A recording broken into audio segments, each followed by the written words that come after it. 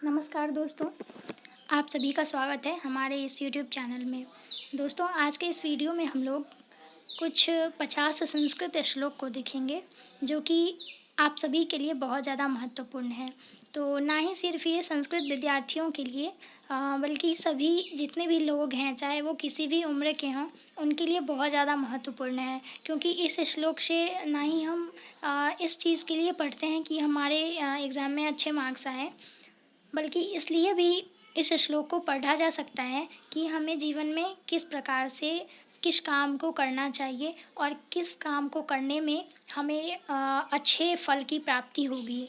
ठीक है, तो संस्कृत श्लोक का हमें यही सिखाते हैं। तो बहुत सारे ऐसे संस्कृत श्लोक हैं, नीति श्लोक हैं, और जैसे भगवत गीता का श्लोक है, मनु स्मृति, चाणक्य नीति, ठीक है, विदुर नीति, बहुत सारे श्लोक की पुस्तकें हैं जिससे हमें बहुत सारी ज्ञान मिलती है। तो वहीं आज हम लोग कुछ इम्पोर्टेंट श्लोक हैं जिसका मीनिंग जो है वो बहुत ज़्यादा सुंदर है और हमें ज्ञान देने वाला है, ठीक है, प्रेरणा देने वाला है। तो वही आप सबके सामने आज मैं कुछ श्लोक को लाई हूँ। तो चलिए, पहला श्लोक है, शनैः पन्था शनैः कन्था शनैः पर्वत लंघनम शनैर्विद्या शनैर्वित्तं पंचितानि शनैः शनैः। ठीक है, ये आपका श्लोक है जिसका मतलब क्या है कि शनैः पंथा यानी कि मार्ग चलने में, ठीक है, चलने में। फिर है शनैः कन्था यानी वस्त्र निर्माण में। फिर है शनैः पर्वत लंघनम यानी पर्वत को लांघने में। फिर है शनैः विद्या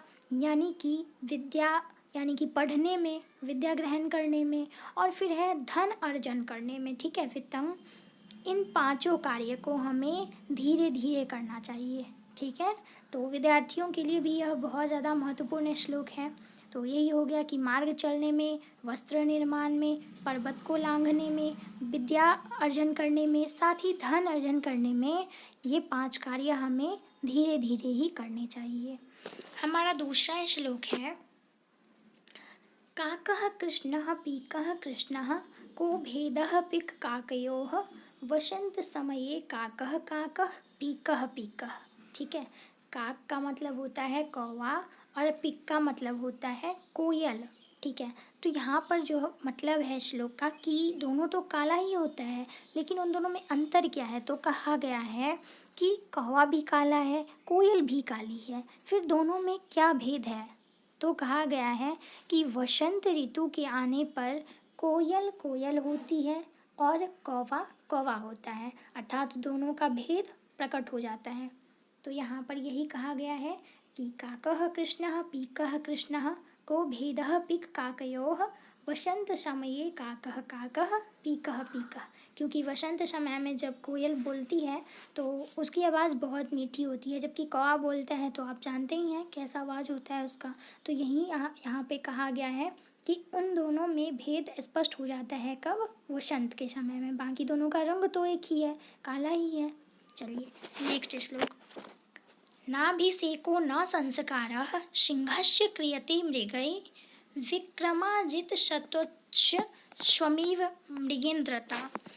यानी इसका मतलब है कि पशुओं, जैसे कि यहाँ पर मृग का उदाहरण दिया गया है कि पशुओं जैसे कि हिरन, इस सब के द्वारा शेर का ना तो अभिषेक किया जाता है, ठीक है। हाँ, आप तो जानते ही हैं कि वह जो है पशुओं का राजा है, लेकिन आप ऐसा तो नहीं कह सकते कि उसका कोई अभिषेक करता है, कोई राज तिलक करता है, ऐसा तो नहीं है। तो यहाँ कहा गया है कि ना ही उसका कोई अभिषेक किया जाता है किसी के द्वारा, स्वयं ही सिंह जो है अपने पराक्रम के कारण पशुओं का राजा बन जाता है, ठीक है। तो ये आपका श्लोक हो गया। नेक्स्ट है, नास्ति लोभ शमो व्याधिः नास्ति क्रोध शमो रिपुः नास्ति दरिद्रयवद दुखं नास्ति ज्ञानात् परं सुखम। ठीक है, मतलब क्या है इसका कि नास्ति लोभ शमो व्याधि, यानी लोभ के समान कोई दूसरा रोग नहीं है। फिर है क्रोध के समान कोई दूसरा शत्रु नहीं है। फिर है दरिद्रता के समान कोई दुख नहीं है, और ज्ञान से बड़ा कोई सुख नहीं है, ठीक है। नास्ति ज्ञानात् परं सुखम, ठीक है, यानी दुख के समान ज्ञान से बड़ा कोई सुख नहीं है, ठीक है। चलिए नेक्स्ट श्लोक है, सर्वतीर्थमयी माता सर्वदेवमयः पिता मातरं पितरं तस्मात् सर्वयत्नेन पूज्येत। तो बहुत ज़्यादा महत्वपूर्ण श्लोक है कि माता संपूर्ण तीर्थ स्वरूपा है, ठीक है। पिता सब देवों के स्वरूप हैं, इसीलिए माता और पिता की सब यत्नों से पूजा करनी चाहिए, ठीक है। और हमें अपने माता पिता की जो भी उनके बातें हों उनको भी मानना चाहिए, और हमें अपने माता पिता का नाम रोशन करने के लिए ज़रूर से ज़रूर हम सभी विद्यार्थियों को, जितने भी आप विद्यार्थी हैं सभी को पढ़ना भी चाहिए अच्छे से, ताकि आपके माता पिता को आपके ऊपर गौरव हो। चलिए नेक्स्ट श्लोक है, गच्छन् पिपीलिको याति योजना नाम शतान्यपि अगच्छन् वैनति योऽपि पद्मेकं न गच्छति। देखिए इसका मतलब क्या है कि चलती हुई चींटी, ठीक है, जो चलती है चींटी, चलती हुई चींटी भी सैकड़ों योजन चली जाती है, ठीक है, जबकि न चलने वाला गरुड़ एक कदम भी नहीं चल पाता। तो यहाँ पर इस श्लोक का मतलब ये है कि अगर आप किसी काम को धीरे धीरे ही करते हैं, लेकिन आप अगर हमेशा उसको कंटिन्यूटी से करते हैं तो आप ज़रूर ही सफलता पाएंगे। जैसा कि आपने एक खरगोश और कछुआ, उसकी कहानी भी आपने सुनी ही होगी।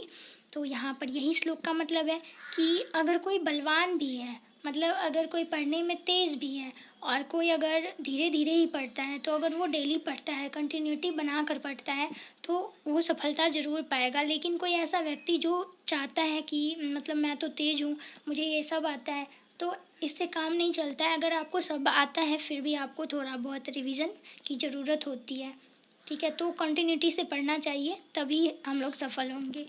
चलिए नेक्स्ट श्लोक है हमारा, एकेनापि सुपुत्रेण सिंही स्वपीति निर्भयं सहैव दशभिः पुत्रैः भारं वहति गर्दभी। ठीक है, इसका मतलब क्या है कि एक अच्छा पुत्र होने से शेरनी वन में निडर होकर सोती है, ठीक है, परंतु गधी जो कि 10 पुत्रों के होने पर भी वह बोझा ही ढोती है, ठीक है।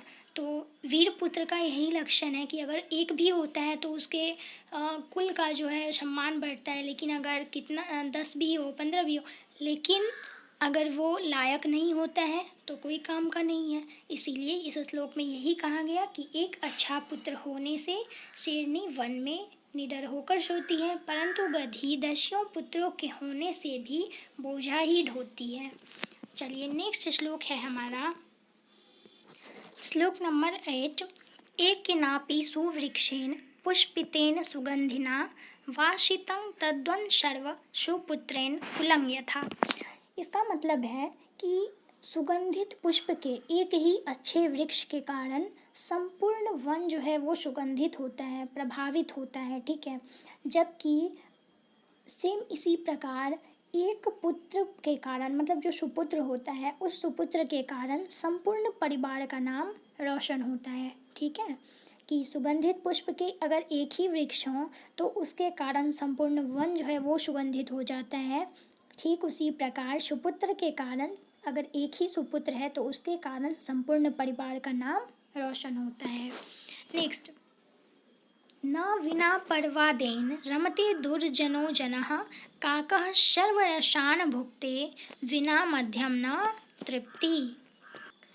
इसका अर्थ है कि लोगों की निंदा किए बिना दुष्ट व्यक्ति को आनंद नहीं आता। जैसे कौवा सर्व रसों का भोग करता है परंतु गंदगी के बिना उसकी तृप्ति नहीं होती, ठीक है। तो लोगों की निंदा किए बिना दुष्ट व्यक्ति को आनंद नहीं आता। जैसे कौवा सभी रस का भोग करता है परंतु गंदगी के बिना उसकी तृप्ति नहीं होती। इसीलिए मेरे प्यारे दोस्तों, आप सभी को अगर कोई भी निंदा करे, ठीक है, तो उस निंदा से घबराने की बिल्कुल ज़रूरत नहीं है।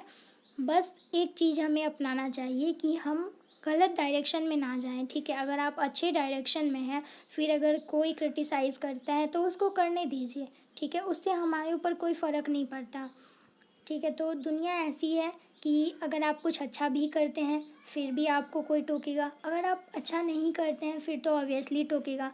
इसीलिए आप अच्छा करते रहें और लोगों की बातों पर बिल्कुल ध्यान ना दें। ठीक है, देखिए इस श्लोक, कितने सारे श्लोक हैं और इससे हमें जीवन के बारे में कितना अच्छा अच्छा मीनिंग पता चल रहा है।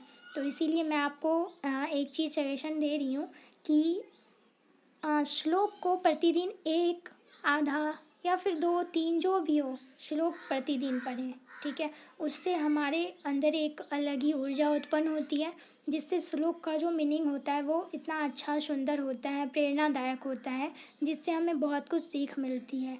ठीक है, चलिए नेक्स्ट श्लोक हमारा है, शैले शैले न माणिक्यं मौक्तिं न गजे गजे साधवो नहीं शर्वर्त चंदनं न वने वने। देखिए कितना अच्छा मीनिंग है इसका।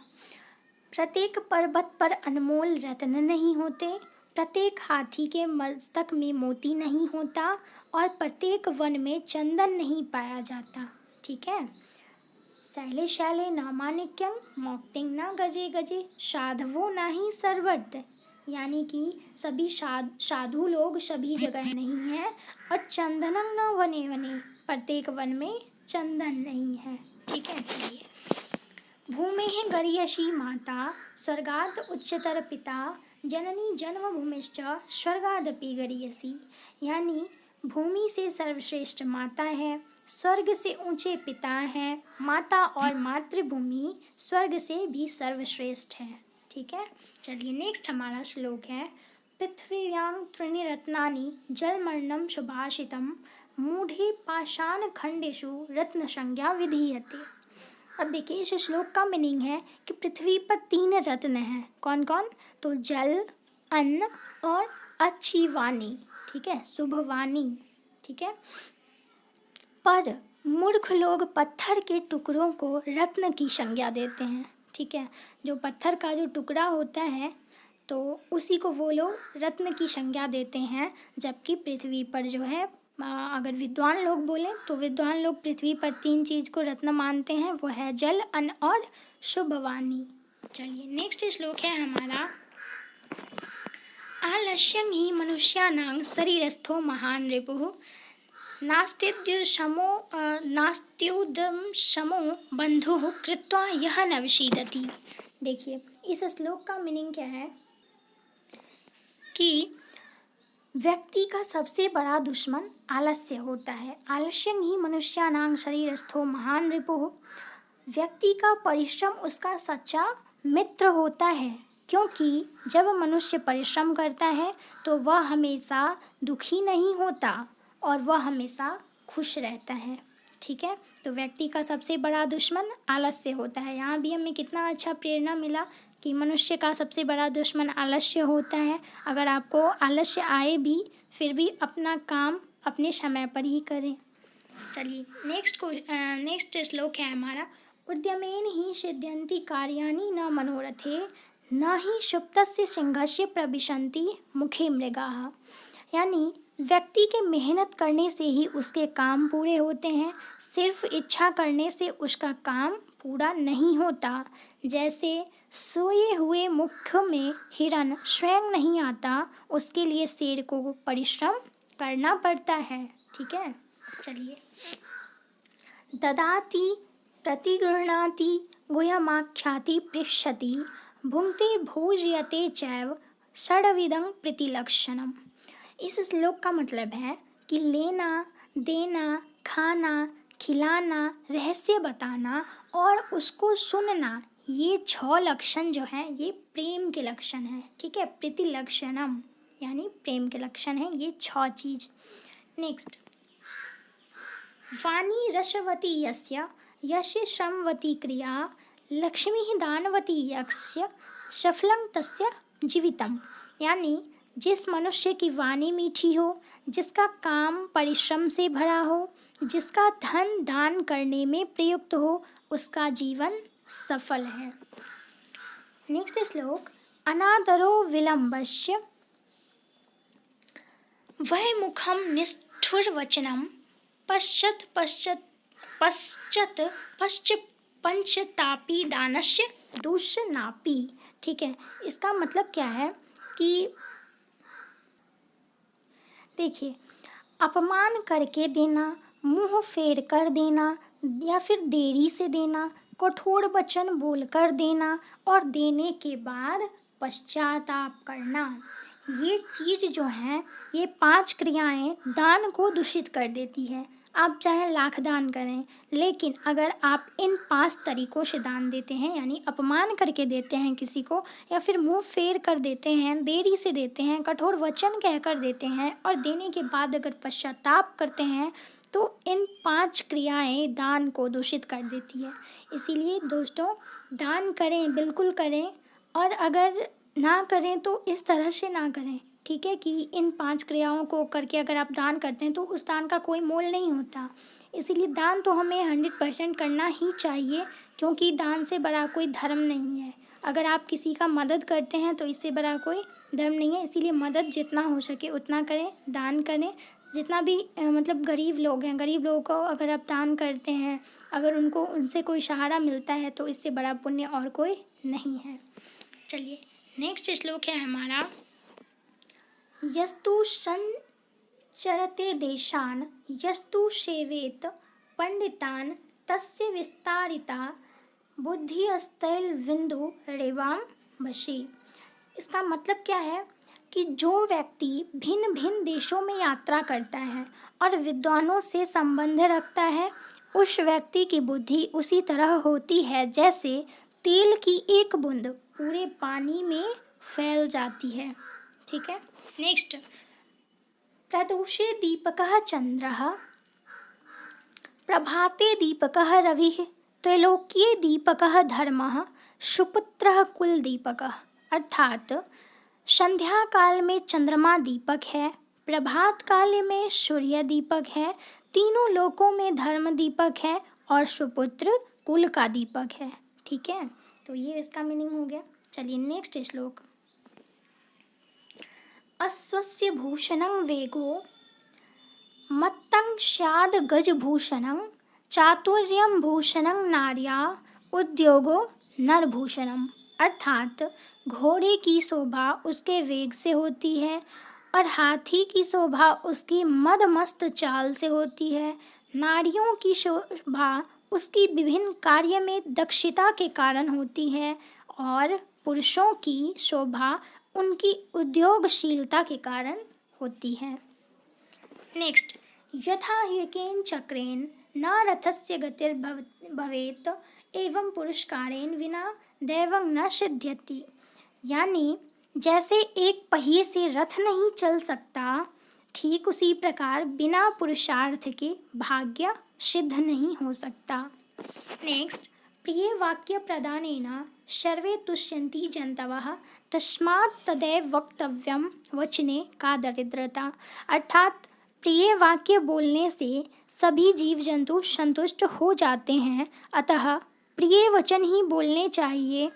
ऐसे वचन बोलने में कंजूसी कैसी, ठीक है, इसमें तो हमारा कुछ भी नहीं लगता है, तो प्रिय वचन हमें बोलने चाहिए। नेक्स्ट, परो अपि हितवान बंधुः बंधुः अपि अहितः परः अहितः देहजः व्याधिः हितम आरण्यम औषधम। अर्थात इसका मतलब क्या है कि यदि कोई अपरिचित व्यक्ति आपकी मदद करे तो उसको अपने परिवार के सदस्य की तरह महत्व दें, और अपने परिवार का सदस्य ही आपको नुकसान देना शुरू हो जाए तो उसे महत्व देना बंद कर दें। ठीक उसी प्रकार जैसे शरीर के किसी अंग में कोई अगर बीमारी हो जाती है तो हम उसे तकलीफ़ पहुंचती है अगर हमें उससे, ठीक है, और जंगल में जो उगी हुई औषधि होती है वही हमारे लिए लाभकारी होती है। तो देखिए यहाँ पर कितना अच्छा मीनिंग दिया गया है, यहाँ पर अपने शरीर का ही एग्जाम्पल लेकर दिया गया है, तो बहुत अच्छा ही मीनिंग है। चलिए, नेक्स्ट, सेवितव्यो महाभिक्षः फलक्षाया समन्वितः यदि देवाद फलं नास्ति छाया केन निवार्यते। अर्थात एक विशाल वृक्ष की सेवा करनी चाहिए क्योंकि वह फल और छाया से युक्त होता है। यदि किसी दुर्भाग्य से अगर वह फल नहीं भी दे पाता है तो उसकी छाया कोई नहीं रोक सकता। ठीक है, छाया तो वो बिल्कुल देगा, और छाया जब देगा तो आप समझते हैं कि कितने प्राणियों की वह सेवा करता है। मतलब उन पर उपकार करता है वो, इसीलिए यहाँ कहा गया है कि एक विशाल वृक्ष की सेवा जरूर करनी चाहिए। नेक्स्ट, मूर्खस्य पंचचिह्नानि गर्वो दुर्वचनं तथा क्रोधश्च दृढ़वादश्च परवाक्येषु नादरः। अर्थात एक मूर्ख के 5 लक्षण होते हैं। कौन कौन?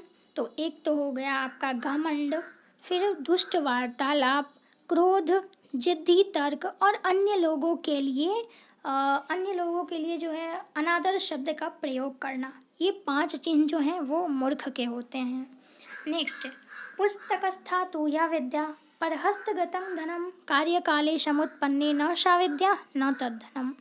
अर्थात किसी पुस्तक में रखी गई विद्या और दूसरों के हाथ में दिया गया धन, ये दोनों जब ज़रूरत होते हैं तब हमारे किसी भी काम नहीं आती। नेक्स्ट, देवो रुष्टे गुरुस्त्राता गुरुरुष्टे न कश्चनः गुरुस्त्राता गुरुस्त्राता गुरुस्त्राता न संशयः। अर्थात भाग्य रूठ जाए तो गुरु रक्षा करता है, गुरु रूठ जाए तो कोई नहीं होता, न कश्चन, गुरु ही रक्षक है, गुरु ही रक्षक है, इसमें कोई संदेह नहीं है। नेक्स्ट, विद्यामित्रं प्रवासेषु भार्यां मित्रं गृहेषु च व्याधितस्यौषधं मित्रं धर्मो मित्रं मित्रस्य च। अर्थात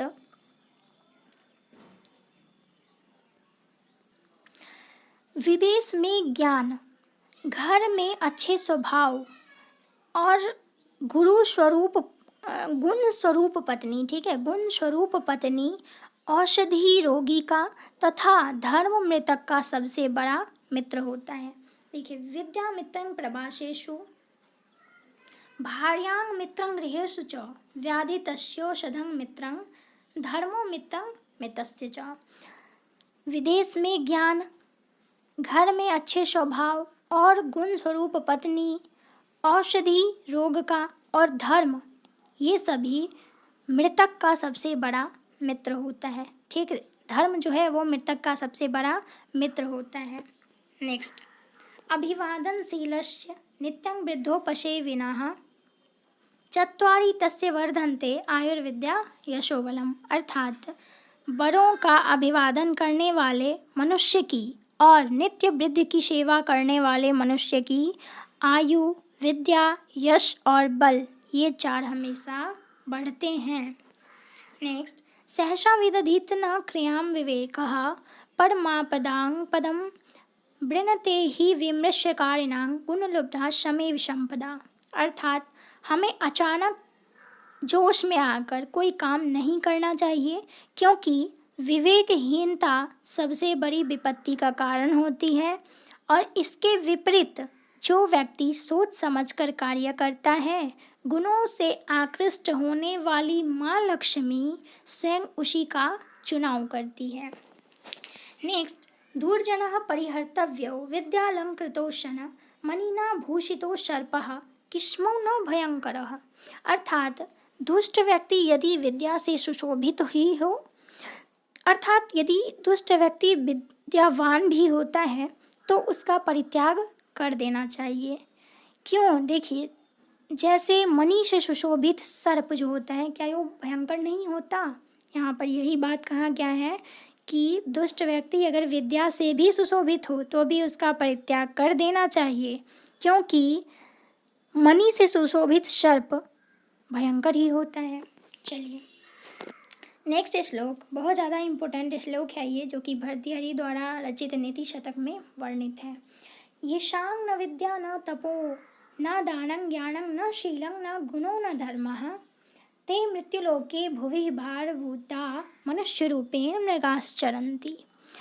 अर्थात जिन मनुष्यों में विद्या का निवास है, ठीक है, न ही मेहनत का अभाव, न दान की इच्छा, न ही ज्ञान का प्रभाव है, न ही व्यक्ति की अभिव्यक्ति है, न ही धर्म पर चलने का संकल्प है, वे मनुष्य नहीं, मनुष्य रूप में जानवर के समान पर वो धरती पर चलते हैं या विचरते हैं।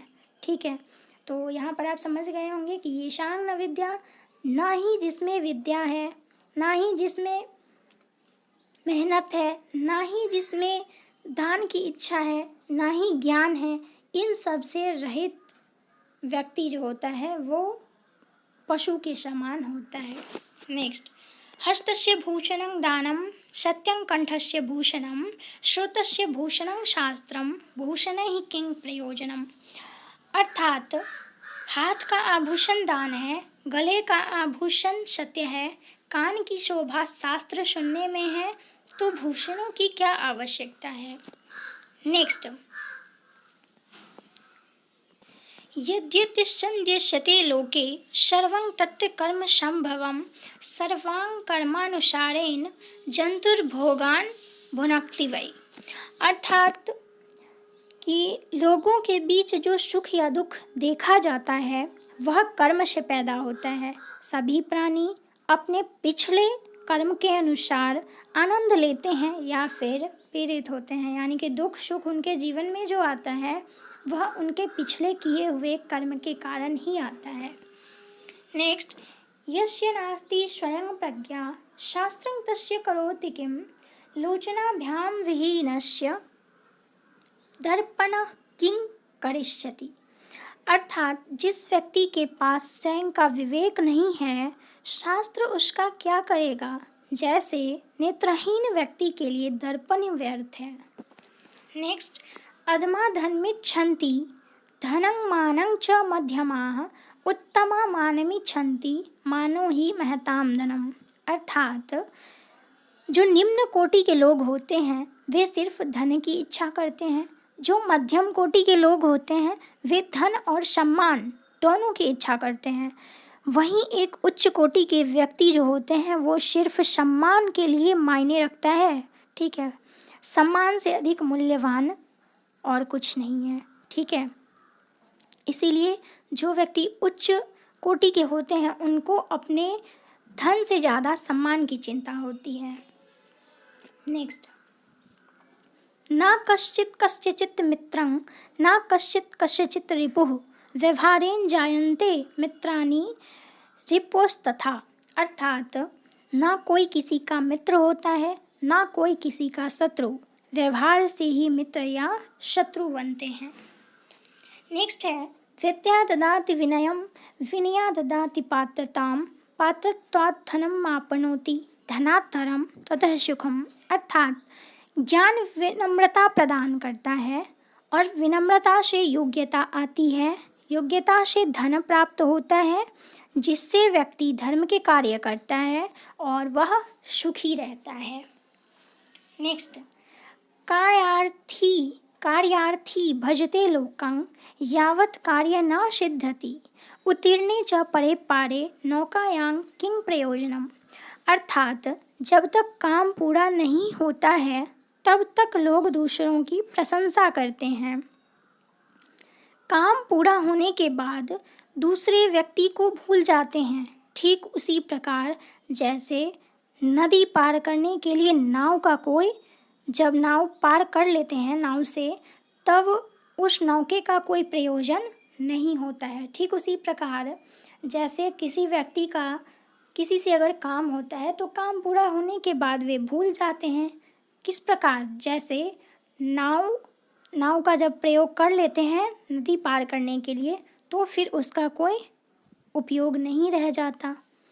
नेक्स्ट, दुर्जनः स्वस्वभावेन परकार्ये विनश्यति, नोदर तृप्तिमायाति मूषकः वस्त्रभक्षकः। अर्थात दुष्ट व्यक्ति का स्वभाव ही दूसरे के कार्य को बिगाड़ने का होता है।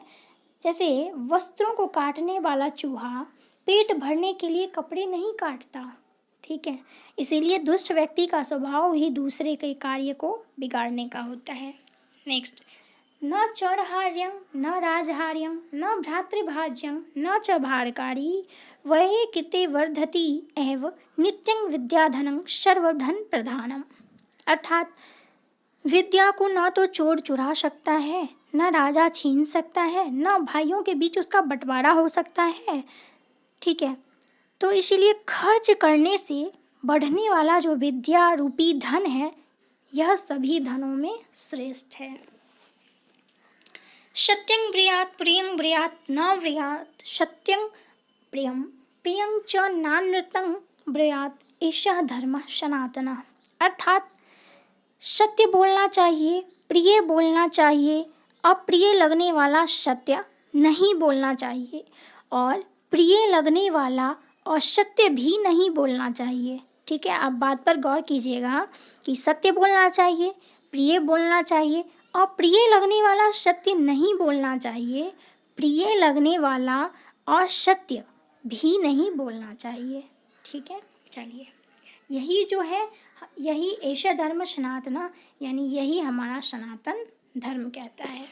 नेक्स्ट, सतेषु जायतः शूरः सहस्रेषु च पंडितः वक्ता 10 सहस्रेषु दाता भवति वानवा। अर्थात 100 लोगों में एक शूरवीर होता है, 1000 लोगों में एक विद्वान होता है, 10,000 लोगों में एक अच्छा वक्ता होता है, वहीं लाखों में बस एक ही दानी होता है।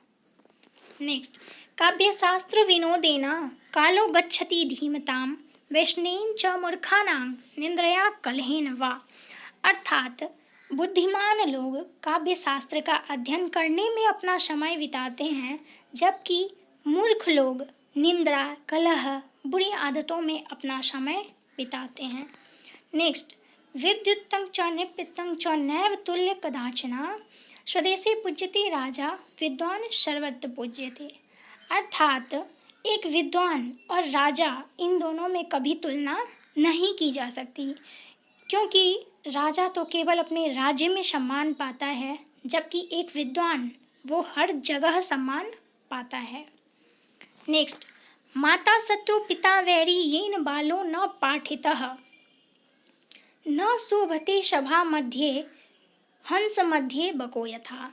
अर्थात जो माता पिता अपने बच्चों को शिक्षा से वंचित रखते हैं, ऐसे माँ बाप बच्चों के शत्रु के समान हैं। विद्वानों की सभा में अनपढ़ व्यक्ति कभी सम्मान नहीं पा सकता, वह हंस के बीच एक बगुले के समान होता है।